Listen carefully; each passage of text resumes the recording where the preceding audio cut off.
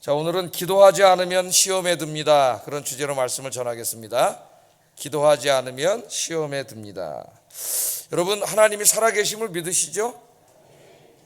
그 하나님이 천지를 창조하신 전능하신 하나님도 믿으시죠? 그리고 그 하나님 여러분과 함께 계신다는 것도 믿으시죠? 이게 중요한 믿음이에요. 하나님의 이름이 뭐예요? 가장 유명한 이름이 여호와죠. 여호와. 자음만 읽으면 야훼입니다. 야훼.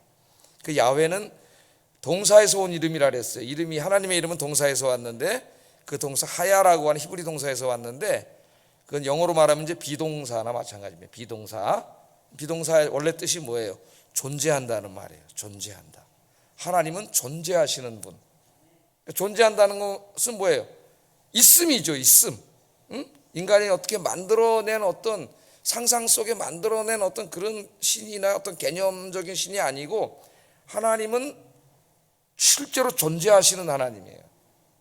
야훼가 그런 뜻이에요. 존재한다는 말이에요. 근데 하나님은 창조주 하나님으로서 하나님이 창조하신 온 우주 가운데 충만하게 존재하십니다. 안 계신 곳이 없어요. 하나님 다 계신데, 특별히 그 가운데서도 하나님의 백성들 가운데 존재하세요. 우리 가운데 있다는 얘기죠. 눈에 보이는 게 다가 아닙니다, 여러분. 보이지 않지만 하나님이 계신 거예요. 내 삶 속에 하나님이 우리 가운데 존재하시면서 뭐로 하셔요? 우리의 인생길을 인도해 주시고, 우리를 모든 위험으로부터 지켜주시고, 또 우리 살아가는 데 필요한 것들을 다 공급해 주시고, 낭망할 때 위로해 주시고, 하나님이 그렇게 해 주시는 것이죠. 만일 여러분이 이 하나님을 믿는다면은, 정말 믿는다면은 우리의 인생이 흔들리지 않습니다. 하나님이 내 곁에 계시고 나를 지키신다는 걸 믿으면 흔들리지 않아요. 그러나 이 믿음이 흔들리면 여러분 인생이 흔들려요. 그래서 우리 인생의 중요한 게 뭐냐면 하나님에 대한 믿음이에요. 믿음. 자, 오늘 이야기는 엘리야, 그 위대한 선지자인 엘리야에 대한 이야기입니다. 엘리야에 대한 어떤 위대한 영적인 승리의 이야기가 아니고, 오늘 우리가 있는 말씀은 이 엘리야가 시험에 들어서 낙심하는 이야기예요. 시험에 들어서 낙심하는 이야기. 우리는 이 위대한 선지자 엘리야가 시험에 들어서 낙심하는 모습을 보고 깜짝 놀랍니다. 여러분, 엘리야가 누구예요? 바로 앞장 18장을 보면은 450명의 바알 선지자들과 갈멜산에서 1대 450의 대결을 했던 그런 믿음의 사람이고 용기 있는 사람입니다. 엘리야가 기도했더니 하나님께서 하늘에서 불을 내리셔가지고 엘리야의 재물을 다 태우는 것을 직접 체험했던 그런 사람이고, 또 3년 6개월 동안 비가 오지 않아서 가뭄이 들어가지고 온 땅이 다 사람들이 죽게 생겼는데, 엘리야가 하나님 앞에 기도했더니 어땠어요? 하나님이 비를 내려주셨죠. 그것을 다 체험했던 사람이에요. 이 말씀이 야고보서에도 나오잖아요. 신약성경에. 그죠? 엘리야는 우리와 같은 성정을 가진 사람이었으나 그가 하나님께 기도했더니 비가 왔다. 비가 왔다. 그렇게 이야기하면서 너희들도 엘리야처럼 기도해라. 그런 하나님의 능력을 체험하게 된다. 신약성경 야고보가 그렇게 우리에게 권면하고 있습니다. 자, 우리는 엘리야의 이야기를 읽으면서 19장에 오기 이전까지 엘리야를 읽으면서 이렇게 위대한 선지자는 절대로 낙마하거나 시험에 들지 않을 거라고 생각을 해요. 쓰러지지 않을 거다, 이런 사람은. 그렇게 생각을 합니다. 그런데 오늘 본문에 보면 이 위대한 선지자가 시험에 들어 낙마하고 있고 영적인 침체에 빠져 있습니다. 특히 우리가 이제 주목해야 할 부분은 이 엘리야가 낙망한 시점이 갈멜산에서 하나님의 엄청난 능력을 체험한 바로 직후의 일이라는 거예요. 이제 잠시 후에 살펴보겠지만 18장의 엘리야와 19장의 엘리야는 너무 다릅니다. 너무 달라요. 며칠 사이를 두고 너무 달라져요, 사람이. 하나님께서는 이 엘리야의 시험 이야기를 통해서 오늘 우리들에게 중요한 메시지를 주십니다. 엘리야의 위대한 이야기도 있지만 성경은 항상 위대한 이야기만 기록하지 않아요. 이런 위대한 사람도 실패하고 쓰러질 수 있다는 걸 보여주는 거죠. 자, 하나님이 엘리야가 낭망하고 시험에 든 이야기를 통해서 우리에게 어떤 메시지를 여러분 주고 있는 것 같습니까? 엘리야 같은 선지자도 시험에 들어서 낭망하였다면은 우리같이 연약한 사람들은 더욱더 시험에 들어서 낭망할 수 있다는 거예요. 그러면 하나님 주시는 메시지가 야, 엘리야도 낭망했는데 너도 낭망해도 괜찮아, 그런 메시지를 주시는 게 아니죠. 어떤 사람은 성경을 이상하게 읽고 적용하는 사람이 있어요. 다윗이 간음한 이야기를 읽고 아이 다윗도 간음했는데 뭐, 그런 사람이 있더라고요. 깜짝 놀랐어요. 다윗이 간음한 이야기를 기록한 것은 다윗과 같은 사람도 이런 죄를 지을 수 있기 때문에 더욱더 기도하면서 절대로 그런 죄를 지어서는 안 된다는 걸 하나님 가르쳐 주는 거죠. 성경을 잘 읽고 적용을 해야 됩니다. 자기의 죄를 정당화시키는 것으로 읽고 말하는 사람이 있어요. 오늘 여기 엘리야의 실패한 이야기를 하나님이 우리에게 주시는 것은 이 이야기를 하나님이 우리에게 들려주심으로 우리가 이것을 타산지석으로 삼기를 원하시는 거예요. 아, 엘리야 같은 사람도, 이 사람도 기도하지 않으면 쓰러지는구나. 하나님 바라보지 않고 사람을 바라보고 세상을 바라보면 쓰러지는구나. 이걸 깨닫게 하시고 절대 그렇게 하면 안 되겠다. 하나님만 바라보고 기도하며 살아야 되겠다.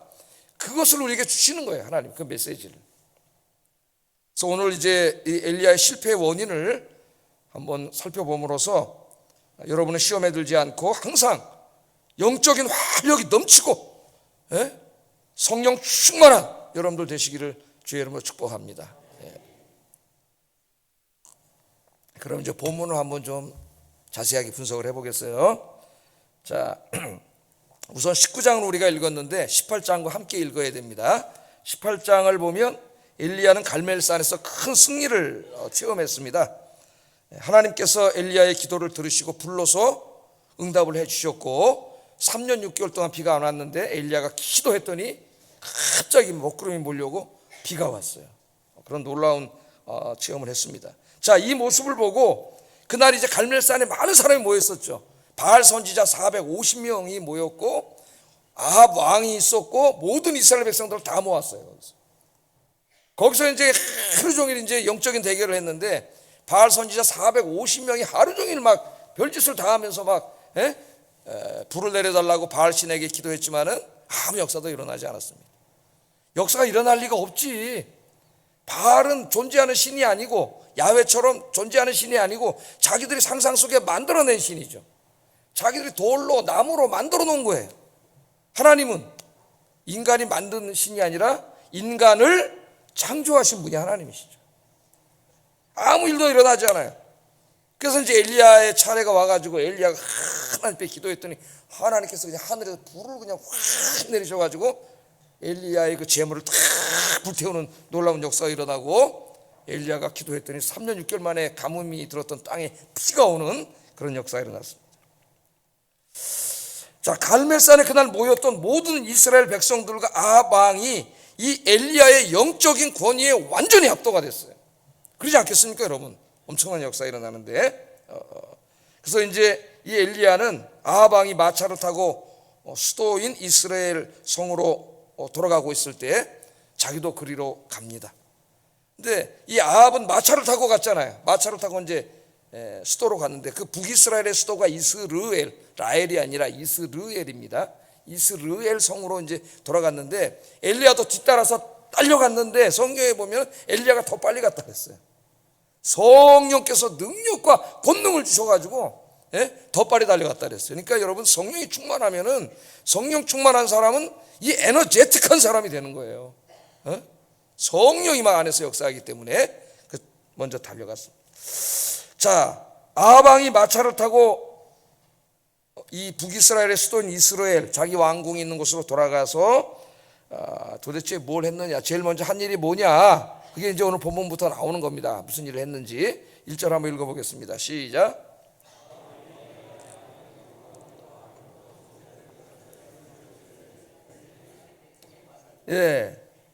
이 아합이 놀라운 권능을 받지 않습니까?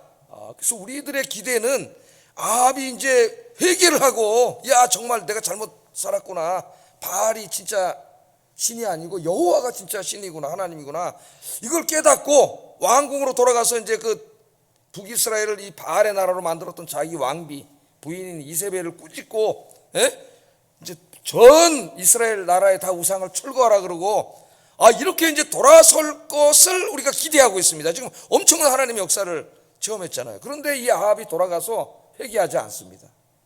회개하지 않고 오늘 1절에 보면은 엘리야가 이세벨이 총애했던 바알 선지자 450명을 죽인 이야기만 하고 있어요. 놀랍죠? 그 정도 체험을 했으면 회개할 것 같은데 회개하지 않아요. 우리 요한계시록을 이제 오후 예배 때 공부하고 있는데 이 일곱 인재앙, 일곱 나팔 재앙, 그다음 일곱 대접 재앙이 계속 이루어지는데 그런 재앙과 하나님의 심판을 보면서 사람들이 두려워서 회개할 거라고는 생각하는데 요한계시록 읽어보면 회개하지 않습니다. 더욱더 악해진다 그랬어요. 그래서 결국 그들을 회개하고 하나님께로 돌아오게 하는 것은 그 재앙이 아니라 교회가 전파하는 복음이에요. 복음. 성도들이 목숨을 걸고 순교하면서까지 그 복음을 증거할 때 그 복음이 사람들을 변화시킨다는 걸 요한계시록이 가르쳐줘요. 이제 우리가 계속 그걸 공부하게 될 겁니다. 오후 예배 때. 자, 이 변화되지 않고 회개하지 않고 자기 부인에게 가서 뭐만 얘기했어요? 하나님이 행하시는 엄청난 그런 응답의 역사, 불의 역사 막 이런 얘기는 전혀 하나도 하지 않고 뭐만 얘기했어요? 여보 그랬겠죠. 여보시오, 당신이 총애하는 450명의 바알 선지자들을 엘리야가 다 죽였습니다. 갈멜산에서. 이 얘기만 여기서 강조하고 있는 거예요. 자, 그러니까 이걸 이제 부인한테 일러 바친 거죠. 참으로 한심한 사람이에요. 한심한 사람. 왕의 말을 들은 왕비 이세벨이 분노했습니다. 이세벨은 어디 여자예요? 원래가 이스라엘 여자가 아니죠. 시돈 땅이죠. 시돈 땅. 외교 정책 때문에 시돈 땅의 공주를 데려왔는데 그 아합의 아버지가 데려왔죠. 시돈 땅은 바알의 본산지예요. 본산지. 한 여성이 그 집에 들어올 때 그 여성만 오는 게 아니에요. 그 여성이 어려서부터 자라면서 그 머릿속에 가지고 있는 모든 히스토리를 다 가지고 오는 거죠. 그러니까 사람이 들어오는 게 굉장히 중요해요. 어떤 사람이 들어오는가가. 자, 이 화가 나가지고 오늘 성경에 보면 사람을 보내가지고 내가 내일 이맘때 너를 그냥 죽이지 않으면 내 신들이 내게 벌을 댈 거다 협박을 하게 됩니다. 협박. 우리가 이제 첫 번째 좀 잠깐 생각해 볼 것은 오늘 뭐 주제와는 크게 관계가 없을 수도 있지만 회개하지 않으면 망한다는 거예요. 회개하지 않으면. 결국 이 두 사람이 이런 역사를 보고도 회개하지 않아서 이제 성경을 계속 읽다 보면 하나님의 심판을 받아서 끔찍한 최후를 맞이하게 됩니다. 여러분, 우리가 믿는 하나님은 사랑의 하나님이세요.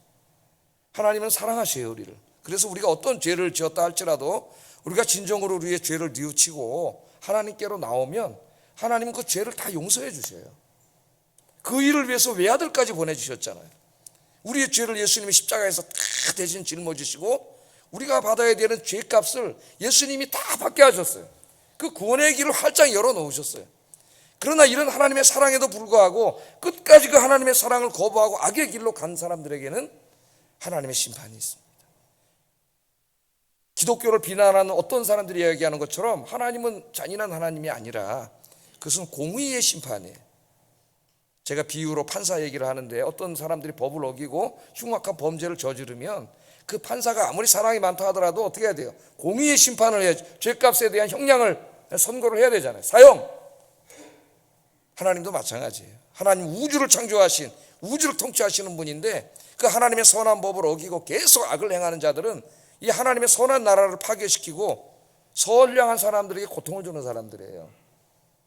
그 사람들을 형벌하지 않으면 질서가 없어지고 선한 사람이 살 수가 없어요. 그러나 하나님은 그럼에도 불구하고 계속 용서할 수 있는 길을 제시해 주시는 거죠. 회개할 길을 주시는 거예요. 오늘 어쩌면 이 두 사람에게 하나님이 회개할 길을 주셨는데도 끝까지 이것을 거부하고 악을 행하다가 두 사람은 결국 하나님의 심판을 받게 됐습니다. 오늘 우리가 이제 이 땅에 살아가는데 우리 그리스도인들도 믿음이 완전하지 않기 때문에 또 죄악 세상에 살기 때문에 항상 죄 가운데 노출되어 있어요. 많은 세상의 유혹에 노출되어 있습니다. 그래서 제가 여러분 하루 주무시기 전에 항상 누워서 기도하세요. 그냥 따로 하려고 하면 또 잘 안 돼. 그러니까 누우세요. 그냥 누워서 바로 자는 건 아니잖아요. 하루를 돌아보면서 기도하시고 그날 하루를 돌아보면서 하나님, 오늘은 제가 오늘 회사에서 어떤 사람 내가 좀 미워했습니다. 하나님 용서해 주세요. 내일은 사랑하고 또 잘 지내게 해주세요. 이렇게 하루하루 정리하라 그랬어요. 하루하루 기도로 하루를 시작하고 기도로 하루를 마감하고, 이 죄의 문제는 매일매일 주님과 함께 정리하시는 여러분 되기를 주의 이름으로 축복합니다. 그럼 매일 아침을 깨끗한 상태, 하나님 앞에 거룩한 상태로 시작을 하는 거죠. 자, 다시 본문으로 돌아와서 이제 엘리야를 한번 보세요.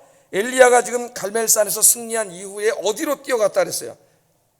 이세벨과 아합이 살고 있는 그 왕궁 이스라엘로 달렸다 그랬습니다. 달려서 왕보다도 먼저 도착을 했어요. 근데 이걸 한번 잘 생각해 보세요. 이세벨이 누구죠? 불과 며칠 전에 하나님의 선지자들 수백 명을 체포해가지고 다 처형시켰던 여자입니다. 아직 그 칼에 피가 마르지 않은 상태예요. 지금 얼마나 무시무시한 여자예요. 바알 선지자 450명을 세우고 하나님의 선지자는 다 붙잡아다가 다 처형시켰던 그런 여자예요. 그런데 지금 그 이세벨이 있는 그곳으로 지금 엘리야가 어떻게 하고 있어요? 엘리야가 갔잖아요. 그것도 이세벨이 어떻게 했어요? 그 왕비가 제일 사랑하는 바알 선지자 450명을 죽였어요. 그리고 지금 그런 상태에 있는데도 엘리야가 성으로 갔습니다. 이게 뭘 말해줄까요, 여러분? 엘리야는 갈멜산 승리로 인해서 이 왕과 왕비가 회개할 것이라고 기대를 한 거예요. 회개할 것이라고 기대를 하고, 그래서 자신을 이제부터는 하나님의 선지자로서 두려워할 것이고 영적인 권위를 인정해 줄 것이고, 그렇게 되면 자기가 돌아가서 이제 이 우상으로 가득 찬 북이스라엘을 내가 이제 하나님의 나라를 개혁하겠다고 하는 이런 엄청난 기대를 갖고 이제 간 거죠. 왜냐하면 갈멜산에서 하나님이 불러 응답하시는 걸 이 왕이 봤잖아요. 그런 기대를 가지고 간 거예요. 그런데 엘리야의 기대와는 달리 이 이세벨이 회개하지 않습니다. 그리고 자기가 도착해 있는데 어느 날 왕비가 보낸 전령이 찾아왔어요. 전령이 찾아와서 기쁜 소식을 전한 게 아니라 무시무시한 소식을 전합니다. 전령이 왔을 때 엘리야는 그렇게 생각했을 거예요. 야, 이제 이 왕비 이세벨도, 이 사악한 여자도 회개했구나. 나를 이제 왕국으로 초대하고 선지자를 모시려고 그러는구나. 막 이런 기대를 하고 이제 딱 전령을 마주했는데 웬일입니까? 이게 전령이 전혀 다른 얘기를 하는 거예요. 그 얘기가 2절에 나와 있어요. 2절 한번 읽어보겠습니다. 시작. 반드시 내 생명을 저 사람들 중에 한 사람의 생명과 같이 같게 하리라. 그렇게 하지 아니하면 신들이 내게 벌 위에 벌을 내림이 마땅하니라 한지라. 잔뜩 기대하고 있는데 전령이 와서 왕비께서 말씀하시기를 내일 이맘때 너를 처형한다고 하더라. 만일 왕비가 너를 죽이지 않으면 왕비가 말하기를 신들의 신이, 자기 왕비가 믿는 신이 나를 가만두지 않아도 된다, 그렇게 말했다는 거예요. 그 무서운 말을 전해줍니다. 전혀 기대했던 것과는 다른 거죠. 조선 역사도 보면은, 조선 역사 얘기하지 맙시다. 시간이 많이 가니까. 비슷한 얘기가 있었어요. 자, 이세벨이, 자, 이제 이 얘기를 가만히 보세요. 이세벨은 지금 왔잖아요. 군인들하고 전령이 왔잖아요. 진짜 죽이려고 했으면은 그냥 죽이면 되는 거지. 네가 감히 내 사랑하는 450명의 바알 선지자를 죽였어? 그냥 바로 보내서 죽이면 되잖아요. 그런데 죽이지 않습니다. 내일 이맘때 죽이겠다고 얘기를 해. 내일 이맘때. 그러면 엘리야에게는 하루 동안 시간이 있어요. 도망갈 시간도 있습니다. 하루에. 그러고 가버렸어요. 죽이지 않고. 왜 그랬을까요, 여러분? 이 이세벨은 굉장히 교활하고 영악한 여자예요. 자, 이세벨은 진짜 당장 죽여버리고 싶었죠, 가서.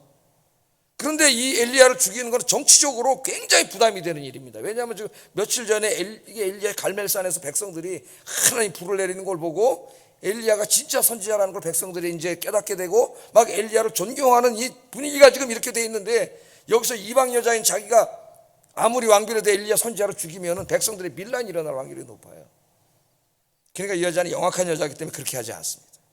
그렇게 하지 않고 자기 손에 피 묻히지 않고 엘리야를 북이스라엘 땅에서 완전히 쫓아내는 전략을 취한 거예요. 그게 뭡니까? 공갈 협박이죠. 공갈 협박. 너 가만두지 않겠다. 그래서 하루 기간을 준 거는, 내일 죽이겠다고 한 거는 빨리 도망가라는 얘기입니다. 너는 이 땅에서 완전히 없어져라, 그 말이에요. 자, 엘리야는 이제 전령을 통해서 협박의 말을 들었습니다. 내일 이맘때가 되면은 죽습니다. 자기는 지금 여기 왜 왔어요? 하나님의 말씀으로 이 우상을 몰아내고 이 북이스라엘을 하나님의 나라로 만들려고, 개혁을 하려고 왔어요. 왕과 왕비도 여기에 협력할 것이라고 기대를 가지고 왔습니다. 갈멜산 사건 이 승리 이후에. 근데 전혀 다른 상황이 갑자기 확 기대와는 다른 상황이 벌어진 거죠. 예? 어떻게 할 것인가? 여러분 같으면 어떻게 하겠어요? 며칠 전에 갈멜산에서 하나님 불러응답하시는 걸 봤는데, 그런데요 오늘 놀라운 일이 벌어집니다. 엘리야가 절망을 했어요. 이 말을 듣고 절망을 해버렸어요. 그 위대한 선지자가. 예? 이 수백 명의 선지자들과 대결에서도 믿음을 잃지 않고, 거기 왕도 있었고 450명의 바알 선지자가 있었는데 믿음을 잃지 않고 용기를 내서 그들과 영적으로 싸웠던 이 위대한 선지자가 내일 이맘때 너를 죽여버리겠다고 한 이 왕비 한 사람의 협박을 듣고 낙담하고 절망했다는 거예요. 확 절망해버렸습니다. 이 말을 듣는 순간 엘리야는 낭망했을 뿐만 아니라 두려운 마음이 확 몰려왔습니다. 내일 이맘때는 죽잖아요. 근데 그 여자는 벌써 며칠 전에 하나님의 선지자 450명을 잔인하게 죽였던 여자예요. 그러니까 두려움이 확 몰려온 거죠. 생명을 위협을 느낀 엘리야가 도망을 치기 시작합니다. 깜짝 놀라요. 우리가 엘리야가 도망을 쳐요. 어디까지 도망갔냐면 저 부엘세바까지 도망갔어요. 한번 지도를 보면은 엄청나게 멀리 도망갔음을 알 수 있어요. 지금 요 북이스르엘, 요 갈릴리 호수고 이스르엘에 있다가 내일 이맘때 죽인다는 소리를 듣고 두려움에 휩싸이고 도망을 쳤는데 저 남쪽, 남쪽에 사해바다에 있는 부엘세바까지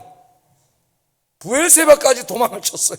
얼마나 무서웠으면 이스라엘이 쫓아올 수 없는 저기까지 그냥 냈다 도망을 친 거죠. 우리는 여기서 여러분이 성경을 유심히 읽는다면 18장의 엘리야와 19장의 엘리야가 너무 다르다는데 깜짝 놀라요. 며칠 사이에 이렇게 사람이 달라질 수 있나? 그것도 나 같은 믿음이 없는 사람이 아니라 선지자인데요. 그것도 엘리야인데, 엘리야. 이렇게 엄청난 체험을 한 사람인데 이렇게 달라질 수 있나? 그런 생각이 들어요. 그 갈멜산에서 바알 선지자와 아합 왕과 대결하던 그 믿음과 용기 있는 모습은 도대체 어디 가고 이 왕비를 무서워해서 이렇게 꽁지 빠지게 부엘세바까지 도망을 치고 있는가? 그 성경을 읽으면서 우리가 깜짝 놀라죠. 자, 왜 도망을 치게 됐느냐? 오늘 여기가 우리 설교의 오늘 중요한 포인트입니다. 엘리야가 그랬다면 우리도 그럴 수 있기 때문에 더욱더 중요한 포인트예요. 엘리야가 위대한 선지자였지만은 그 협박을 듣는 순간에 하나님을 바라보지 않고 왕비 이세벨을 바라봤어요. 이세벨을. 갈멜산에서 대결할 때는 비록 저기 왕도 있고 왕의 군대도 있고 450명의 바알 선지자도 있었어요. 더 무서운 상황입니다.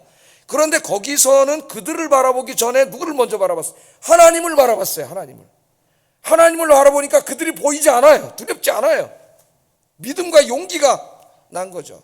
그런데 여기 이세벨의 협박을 들었을 때는 이제 많은 기대를 한 것도 사실이 그게 무너진 것도 사실입니다만 그게 확 무너지면서 협박을 들으면서 하나님을 바라보고 살던 이 사람이 하나님을 바라보지 않고 갑자기 왕비 이세벨을 확 바라보게 된 거예요.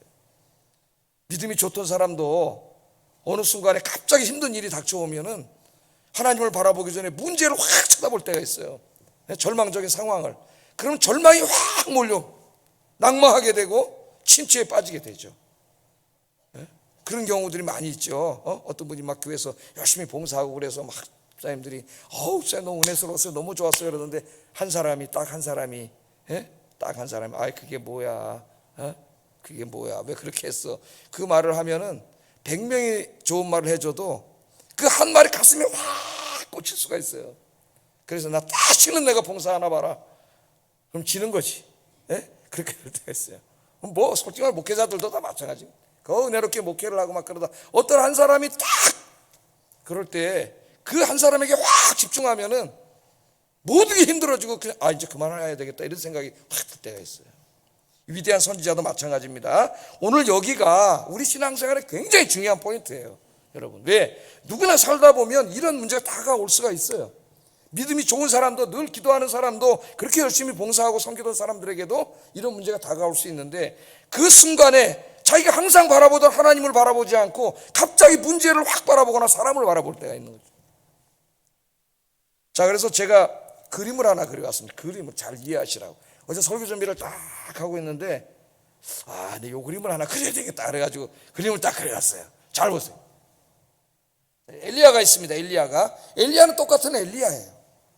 그런데 18장의 엘리야와 19장의 엘리야는 뭐가 달라졌느냐? 18장에서는 어떻게 이렇게 위대한 믿음의 사람이 될 수 있었고 19장에서는 어떻게 이렇게 꽁치 빠지게 낭망해갖고 도망을 가는 사람이 될 수가 있었느냐? 하나입니다. 하나. 중요한 게 하나예요. 이게 뭡니까? 18장에서는 바알 선지자 450명과 아방의 군대가 다 모여 있습니다. 자기는 혼자예요. 혼자.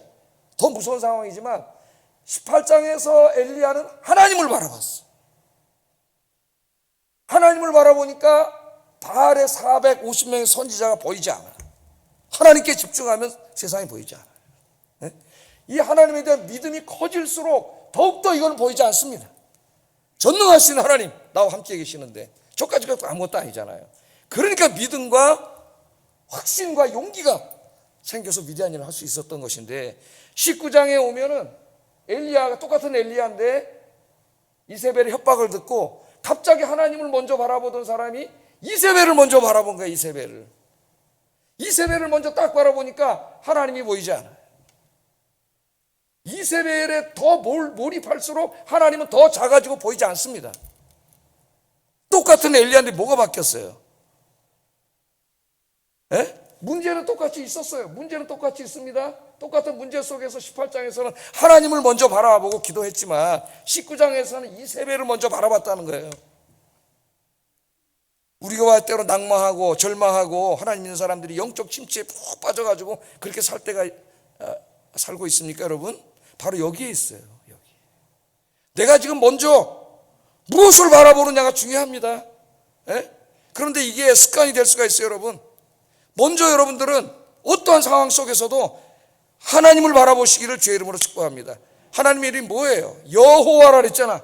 여호와, 야훼. 항상 내 곁에 존재하신 하나님, 내 곁에 존재한다는 말 있으신 하나님. 눈에 보이는 게 다가 아니라 그랬어요. 하나님이 계세요. 하나님을 바라보시면 좌절하지 않아요. 그래서 시편 42편에 고라자손이 이런 기도를 하죠. 한번 42편 5절 11절 같은 말씀입니다. 한번 읽어보겠습니다. 시작.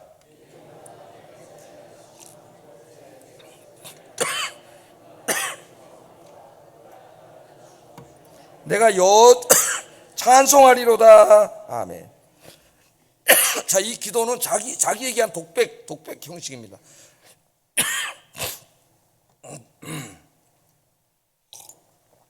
자기에게 말하는 거예요. 이 사람 믿음이 있는 사람이에요. 믿음이 굉장히 좋은 사람이에요. 늘 기도하는 사람이에요. 하나님을 너무 잘 믿는 사람이에요. 그런데 어느 날 갑자기 낙심이 확 된 거야. 어떤 상황이 닥쳐온 거죠. 우리 그럴 때 있죠. 그 상황을 확 쳐다보니까 낭망이 확 오는 거예요. 그런데 믿음이 있는 사람이기 때문에 괴로운 거예요. 내가 왜 이렇게 낭망하지? 자기를 이해할 수 없는 거예요. 왜? 자기 하나님 믿는 사람인데. 그래서 자기 스스로에게 얘기하는 게 뭐예요? 내 영혼아 네가 어찌하여 낭망하냐, 어찌하여 불안해하냐, 자기가 말하는 거예요. 왜 하나님 없는 것처럼? 제가 그런 기도를 드린 적이 몇 번 있습니다. 목사니까 하나님을 알고 믿음이 있는데 오늘 어떤 상황에서는 낭망이 확 몰려와. 그때 이 시편 기도로 기도를 해요. 내 영혼아 네가 어찌하여 낭망하며 어찌하여 불안해하는가? 너 정말 하나님 믿는 거 맞아? 너 목사 맞아? 이렇게 이 말씀을 읽으면서 기도해요. 하나님이 곧 도와주셔가지고 네가 하나님께 감사의 찬송을 드릴 텐데 왜 하나님 없는 것처럼 낭만하느냐, 그렇게 얘기했잖아요. 여러분, 이게 믿음의 사람들이 해야 될 일입니다. 완전한 믿음은 없어요. 큰 고난 앞에 우리는 다 흔들리고 불안하고 낙담하고 막 그렇게 됩니다. 그때 이 시편의 기도를 생각해 보세요. 여러분, 내 영혼아, 여러분 얘기했어요. 네가 어찌하여 낭망하며 불안해하느냐? 왜 하나님 없는 것처럼 그렇게 사느냐? 하나님이 네 옆에 계신데, 천지를 창조하신 하나님이 네 옆에 너와 함께 계신데 네가 손만 내밀면 붙잡아 줄 텐데. 할렐루야. 베드로도, 그 유명한 베드로도 한번 생각을 해보세요. 베드로 얘기도 제가 가끔 하는데, 배 타고 가다 풍랑이 일어나 다 빠져 죽게 생겼는데 저쪽에서 보니까 풍랑 속에서 예수님께서 탁 풍랑, 바람이 폭풍이 불고 파도가 치는데 예수님이 중력의 법칙을 거스리고 탁 평안하게 걸어오시는 걸 봤지 않습니까, 여러분? 예수님이 누구세요? 천지를 창조하신 하나님, 중력의 법칙을 만드신 하나님이세요. 그 중력의 법칙을 만드신 하나님이 그 중력을 거기서 없애고 그 위를 못 걸어오시겠어요?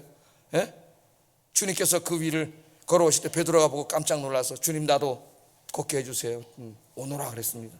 베드로가 얼마나 믿음이 좋은 사람인지 파도가 막 치고 폭풍이 몰아치는데 그냥 뛰어내렸다는 거 아닙니까? 예? 와, 그리고 걸었더니 정말 자기도 중력의 법칙을 거스르고 걷는 거예요. 예수님 바라보면서 그러니까 자기도 걷는 거예요. 근데 가다가 갑자기 눈을 돌려보니까 파도가 막 치잖아. 그러니까 파도를 쳐다보니까 갑자기 두려움이 확 오는, 파도를 보는 순간 예수님이 안 보이는 거예요. 그러니까 두려우니까 어떻게 됐어요? 빠져버렸잖아요, 물에. 아이고 살려주세요. 물에 빠졌어요. 예수님께서 건져주시면서 뭐라 그랬습니까? 마태복음 4장 31절. 이 말씀 꼭 기억하세요. 한번 읽어보겠습니다. 시작. 믿음이 적은 자여 왜 의심하느냐? 의심하느냐? 예수님이 그렇게 말씀을 하셨습니다. 현실을 바라보지 말고 상황을 바라보지 말고, 안 바라볼 수는 없지만 그게 항상 옆에 있지만은, 여러분은 항상 이제부터는 하나님을 먼저 바라보고 하나님 의지하고 기도하는 것이 여러분 인생의 습관이 되기를 주의 이름으로 축복합니다. 그러면 하나님이 내 앞에 딱 나타나시면 두려움이 사라지고 불안도 사라지고 평안과 담대한 믿음이 몰려와요. 그럼 여러분 회복되는 거예요. 할렐루야. 자, 오늘 설교의 결론을 맺기 전에 오늘 따뜻한 하나님의 사랑에 대한 이야기가 오늘 본문에 나와요. 그래서 같이 이것도 한번 좀 생각을 해봐야 되는데, 엘리야가 이제 부엘세바로 도망을 친 다음에 사환을 혼자 거기 머무르게 하고 자기는 또 한참 들어갔습니다. 광야길로 들어가서 거기서 이제 가다 보니까 나무가 하나 있어요. 나무. 광야에 나무가 없는데 로뎀 나무가 하나 있어서 그늘이 생기잖아요. 거기 앉아가지고 이제 완전히 탈진했습니다. 영적으로. 이 위대한 사도가 영적으로 완전히 탈진했어요. 침체. 그래서 하나님 앞에 기도 아닌 기도를 해요. 기도 아닌 게, 이런 기도로 하면 안 돼요, 여러분. 4절 한번 읽어보겠습니다. 시작.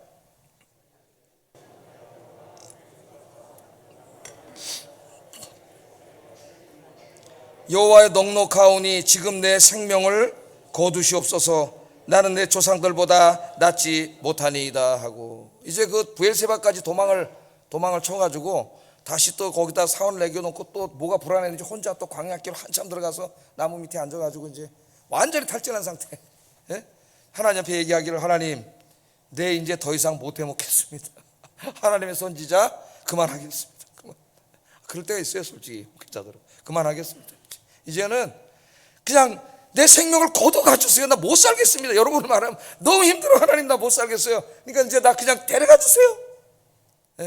어떤 분이 그랬다는데, 너무 힘들 때 밤에 자면서 하나님 내일 아침에 눈을 뜨지 않게 해주세요. 그렇게 기도했던, 간증을 하는 거예요. 너무 힘들어가지고 그냥 나 이제 그냥 그만 데려가 주세요. 사명이고 뭐고 그냥 나 그만 데려가 주세요. 그렇게 이게 기도입니까? 푸념입니까? 뭡니까? 하나님 앞에 그렇게 기도 아닌 기도를 했어요. 그리고 그냥 거기서 졸도를 해버렸습니다. 졸도를 해버렸는데, 우리 하나님께서 엘리야를 다 보고 계시잖아요. 옆에 계시는데 항상 그거 잠깐 잊어먹은 거예요. 하나님이 항상 계시는데 거기에 그거 잊어버릴 때가 많아요. 우리가 하나님이 찾아오셨어요. 천사를 보내주셔가지고 그대로 두면 죽습니다. 이제 탈진해서 하나님께서 먹을 것을 주시네. 먹을 것을. 이게 눈물 나는 이야기. 하나님이 항상 그렇게 하셔요. 5절 7절 한번 읽어봅니다. 시작.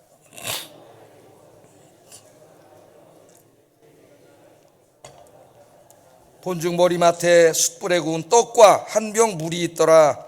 이에 먹고 마시고 다시 누웠더니 여호와의 천사가 또다시 와서 어루만지며 이르되 일어나 먹으라. 내가 갈 길을 다 가지 못할까 하노라 하는지라. 그러니까 밤새도록 도망치면서 아마 아무것도 못 먹었겠죠. 그냥 꽁지가 빠지게 도망쳐가지고 여기까지 와서 이제 광야길 들어갔는데, 탈진해갖고 이제 쓰러져서 그냥 거의 죽게 생겼는데 이제 그대로 죽는 판인데, 하나님이 불쌍히 여기시고 천사들을 보내셔가지고 떡하고 물하고 먹을 것을 주셨어요. 야, 이거 먹어라. 그냥 있으면 죽는다. 이거 먹고 힘을 내라. 하나님이 그렇게 해주신 거죠. 하나님은 그런 하나님이세요. 우리 인간이 믿음이 연약하고 완전하지 못하고 믿음이 좋다고 하던 사람도 어느 순간에 주저앉을 수 있다는 거 하나님은 너무나 잘 아셔요. 너무 잘 아셔요. 우리가 진토로 만들어졌기 때문에, 어떤 경건한 사람이 그렇게 기도했죠. 성경에 진토로 만들어졌기 때문에 비가 오면은 그 흙이 녹아내릴 수밖에 없다는 걸 하나님이 너무나 잘 아셔서 오늘 지쳐 쓰러져 있는 엘리야를 나무라지 않으시고 천사들을 통해서 떡하고 물을 보내주셔서 그걸 먹게 하시고 그 기력을 회복시켜 주시는 하나님의 모습을 우리가 보게 됩니다. 엘리야가 이 떡을 먹고 물을 마시고 다시 힘을 차렸어요. 8절 한번 읽어보겠습니다. 시작.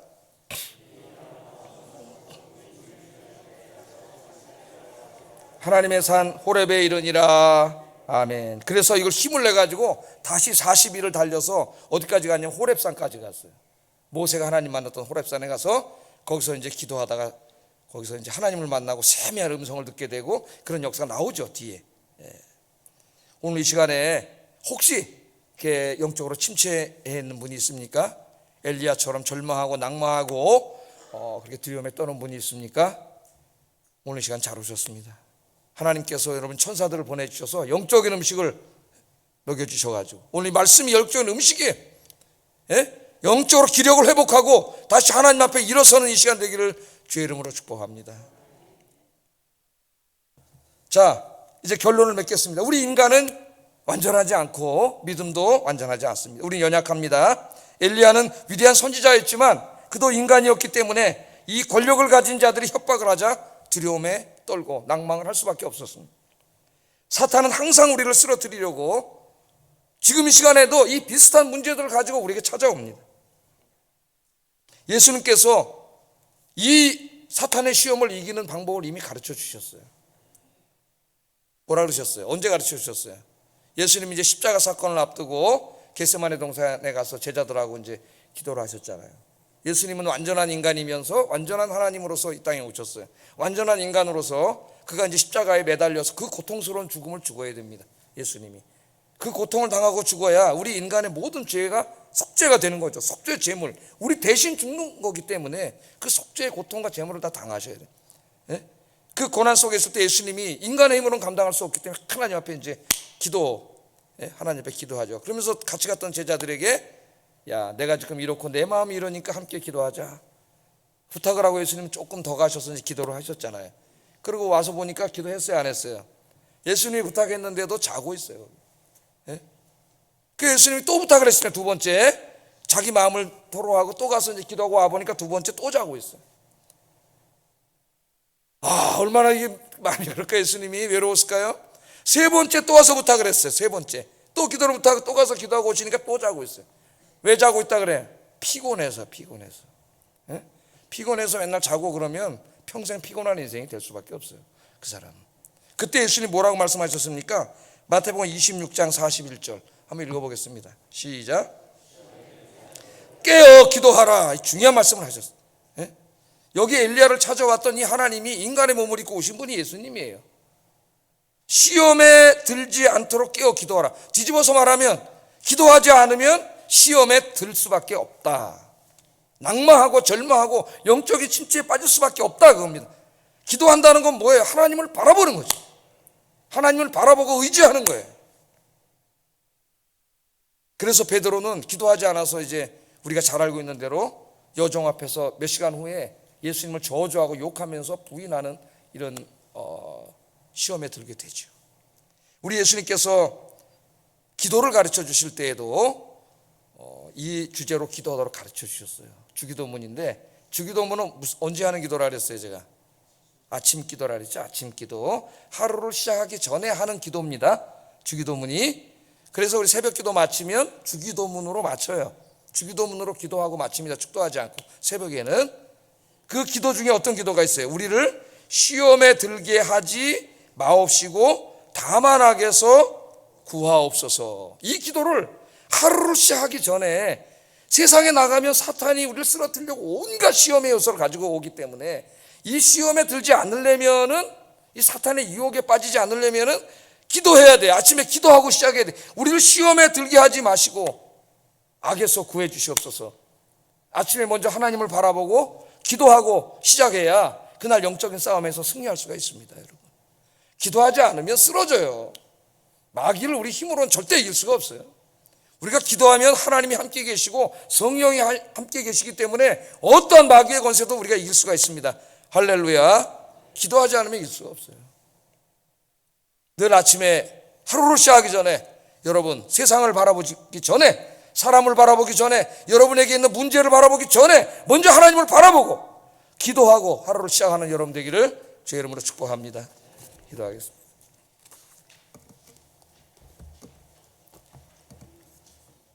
오늘 말씀을 기도의 제목으로 삼고 기도합니다. 풍랑이 일어나는 현실을 바라보며 사탄의 시험에 들게 하지 마시고 하나님만 바라보는 믿음의 사람이 되게 하소서. 하나님이 공급해 주시는 영의 양식을 먹고 영적으로 회복되고 영적인 활력을 되찾게 해 주시옵소서. 세 번째, 시험에 들지 않기 위해 매일 깨어서 기도하는 기도의 삶을 살게 하소서. 기도하겠습니다. 사랑과 은혜가 충만하신 아버지 하나님, 놀라우신 주님의 사랑과 은혜를 감사합니다. 오늘도 아버지 하나님, 이 귀한 말씀을 통하여 우리가 사탄의 시험에 들지 아니하고 낙마하고 절마하고 두려워하고 영적인 침체에 빠지지 아니하고 영적으로 승리하여 늘 성경 충만하여 활력 있는 인생을 살 수 있는 길을 하나님께서 가르쳐 주신 거 감사합니다. 세상 바라보고 인간 바라보고 상황 바라보지 않게 하시고 하나님만 바라보고 기도하며 살아가는 저희들이 되도록 주께서 인도해 주시옵소서. 오 하나님, 혹시 오늘 여기에 낙마하고 절망한 가운데 온 분 있습니까? 엘리야에게 떡과 물을 주셔서 그의 활력을 회복시켜 주신 하나님, 오늘 영의 양식으로 그들을 채워주시고 성령의 기름으로 부어주셔서 오늘 다시 주님 앞에 활력을 얻고 힘을 얻어 일어나는 오늘 주일 아침이 되도록 주께서 인도해 주시옵소서. 예수님 이름으로 기도드립니다. 아멘.